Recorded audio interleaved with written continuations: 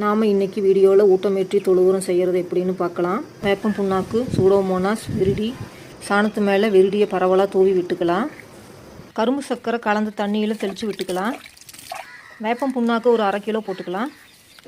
மீன் அமிலம் 80 மில்லி எடுத்துக்கலாம். 1 லிட்டர் தண்ணியில் கலந்துக்கலாம். சாணத்து மேலே தெளித்து விட்டுக்கலாம். தெளித்து விட்டுட்டு சாணத்தை நல்லா கொத்தி கலந்து விட்டுக்கலாம். சணல் சாக்கை தண்ணியில் நினச்சி மேலே போட்டு விட்டுக்கலாம். இதோட 3 நாள் ஆகுது.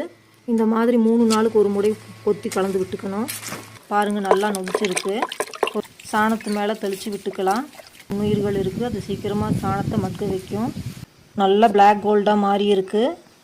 இது ஒரு நல்ல மிகச்சிறந்த உரம். 1 வாரம் வரை வச்சுக்கலாம். நாங்கள் இன்றைக்கி மாதுளை செடிக்கு போட போகிறோம். தோண்டனு குழியில் இந்த மாதிரி சுற்றியில் உரத்தை போட்டுக்கலாம். ஃபுல் வீடியோ லிங்க் டிஸ்கிரிப்ஷனில் பின் பண்ணுறோம், போய் பார்த்துக்கோங்க. இப்போ நல்லா தண்ணி ஊற்றிக்கலாம்.